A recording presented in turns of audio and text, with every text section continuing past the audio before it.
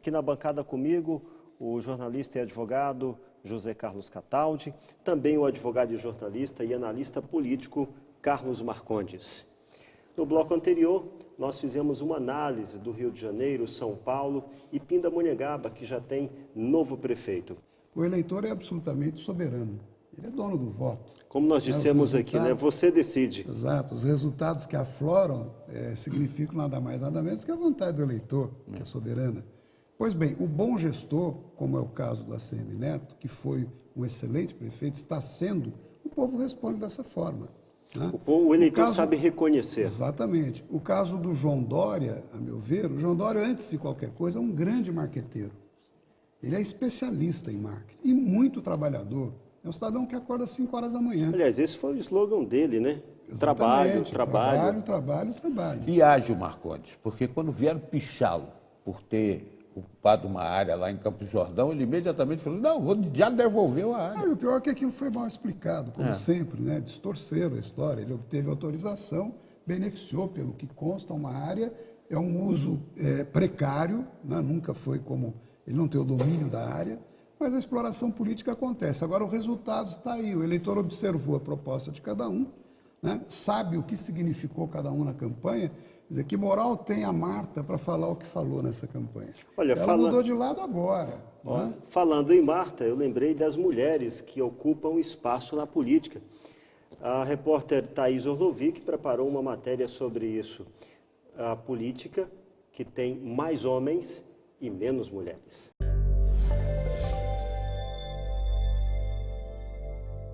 No Vale do Paraíba, Pindamonhangaba tem cerca de 110.200 eleitores.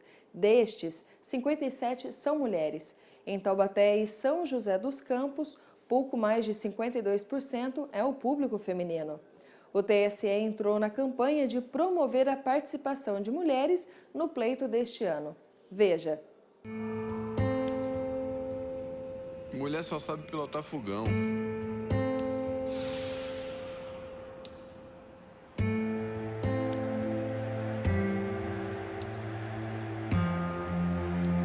Desde quando a torcida respeita? Mulher na obra nunca dá certo, né?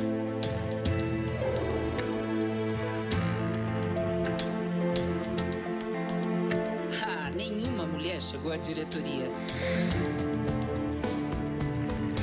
Está na hora de derrubarmos mais um rótulo: a desigualdade na política. Nós já tivemos várias conquistas, mas precisamos ir em frente. Faça você parte das decisões do seu bairro, da sua comunidade, do seu município. Quanto mais participação feminina na política, mais democracia. Justiça Eleitoral, a justiça da democracia.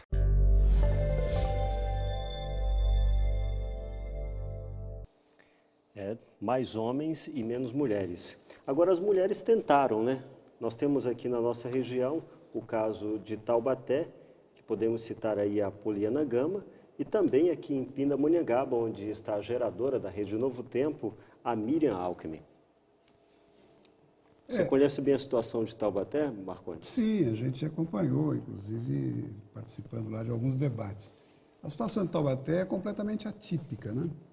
O prefeito afastado, Júlio Ortiz, afrontou a justiça praticamente, porque ele tinha certeza, ele sabia que ele não tinha condições de concorrer, mas ele foi até o momento que ele achava que poderia de alguma forma reverter o quadro, coisa que não aconteceu. E significou até um certo desrespeito aos companheiros dele, de partido, etc. e tal, que ele não quis abrir mão para que um outro pudesse assumir a candidatura. A Poliana era a solução natural, excetuando o Júlio.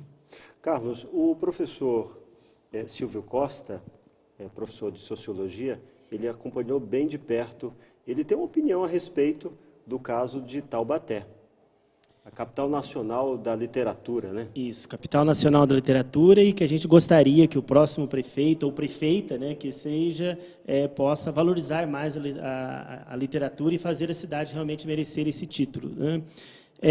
Eu acho que Taubaté o eleitor foi a urna numa situação de insegurança, porque aquele nome que ela referendou na urna pode ser que não possa, nem deveria estar lá, né? Eu acho que a sua expressão de afrontar a justiça é muito boa, porque é o questionamento que ocorre na cidade, no momento que a gente pergunta por que o nome que não pode estar na urna aparece lá. Quer dizer, a gente até tem comentado assim, estamos nós vivendo uma crise institucional, no momento em que a gente espera que o judiciário possa dar respaldo para essas situações, e isso não foi possível, né?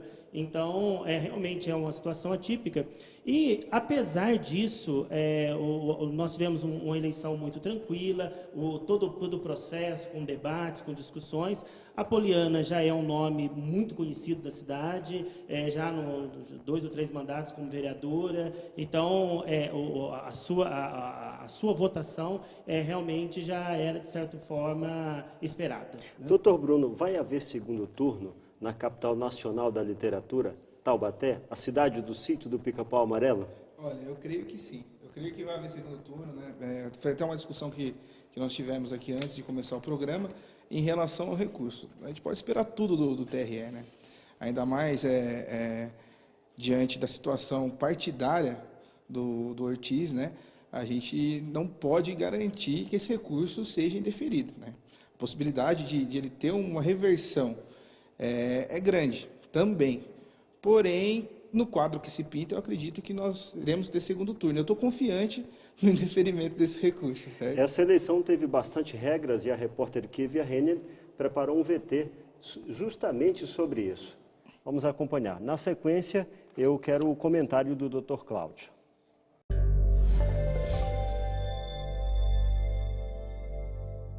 Há poucas horas de decidir o futuro político das cidades do Brasil, a corrida eleitoral foi marcada com as novas regras, algumas difíceis de serem cumpridas. Prova disso é que o TSE recebeu mais de 32 mil denúncias de campanhas irregulares. Mas teve regra que também entrou para a história. Essa foi a campanha mais curta dos últimos 18 anos. E não foi só o período de propaganda eleitoral que ficou mais apertado, não. As novas mudanças enxugaram ainda mais as possibilidades de doações ilegais para as candidaturas. Tudo na tentativa de impedir o crime eleitoral. Além das novas regras eleitorais que marcaram toda a trajetória da campanha no país, situações curiosas envolvendo alguns municípios chamaram a atenção de muita gente, como, por exemplo, o caso das cidades de Arapeí, Redenção da Serra, Lagoinha e Natividade da Serra, todas aqui do Vale do Paraíba. Elas têm mais eleitores que moradores. Destas, Lagoinha se destaca. São 625 eleitores a mais que o número de habitantes. Uma explicação para isso, segundo o TRE, é que nem sempre o domicílio eleitoral é o mesmo domicílio do eleitor. E só por isso, o fato não é caracterizado como fraude. Kivia Henning, eleições 2016. Você decide. Dr. Cláudio Berenguel, ele é presidente da Comissão Político-Eleitoral da OAB, participa conosco neste programa. Dr. Cláudio, sua opinião com relação a essas regras, a eleição mais curta da história, cheia de regras, sua avaliação? Eu achei essa campanha muito chata. O senhor não gostou? Não, muito chata, maçante, desestimulou o eleitor. Isso talvez justifique o grande número de votos nulos, brancos e abstenções. A campanha ela tem que motivar, ela tem que aproveitar este momento solene de discussão nacional das pessoas nos bares, nas ruas. Tem que haver a discussão, o comício, e ela foi muito monótona, muito morna, sem vigor de alegria, uma coisa muito maçante mesmo. Então, eu acho que os números traduzem isso, como disse o Cataldo, as urnas falam. O professor Silvio Costa, eu não sei se ele quer concordar ou discordar do senhor.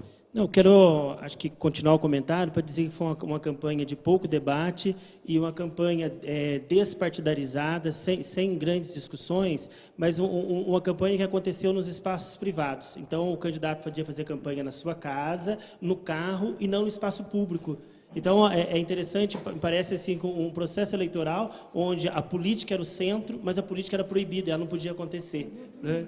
Eu creio que um pouco desse reflexo na campanha foi pelo cenário atual político. A política brasileira está desgastada, e isso refletiu nas campanhas dos políticos, né?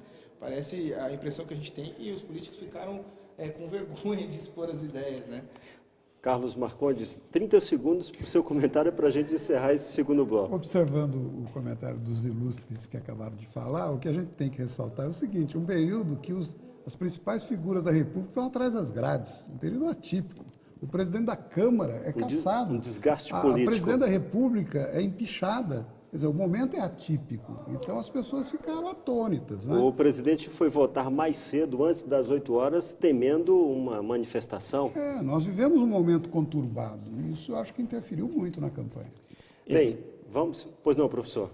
Se é verdade que está acontecendo isso, que é de pouca participação, tal, por outro lado, nós vemos de um processo, de um momento em que a sociedade está participando muito. Então, por um lado, se houve pouco debate nas eleições, mas a sociedade, principalmente a juventude, está com vontade de participar e de acompanhar. Então, tem um paradoxo aí que a gente precisa refletir melhor. No espaço público, os candidatos não souberam explorar e usar, ficaram com picuinhas pessoais em vez de apresentar programas e projetos. No próximo bloco, quero discutir com os senhores o papel da oposição. Voltamos já.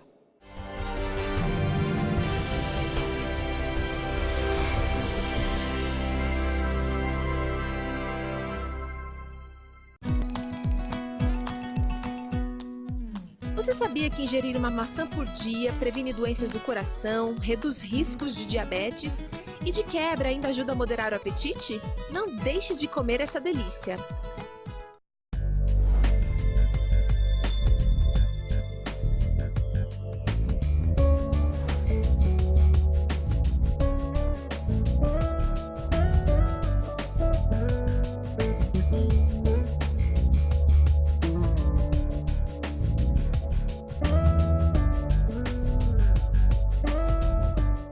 Você conhece os 8 remédios naturais? Cerca de 70% do nosso corpo é composto por água. Ela é a responsável pelo bom funcionamento de nosso organismo. Lembre-se de beber água todos os dias. Novo Tempo, juntos pela saúde.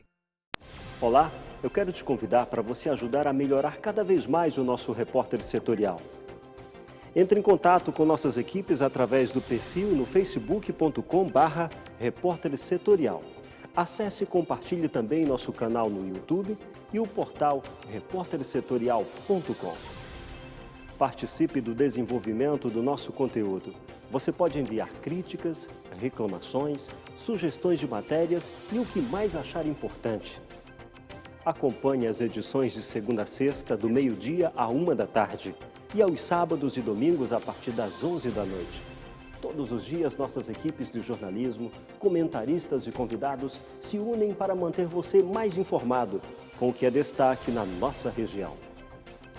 Credibilidade, inclusão social, imparcialidade e dinamismo. Repórter Setorial, o seu jornal na TV e na internet.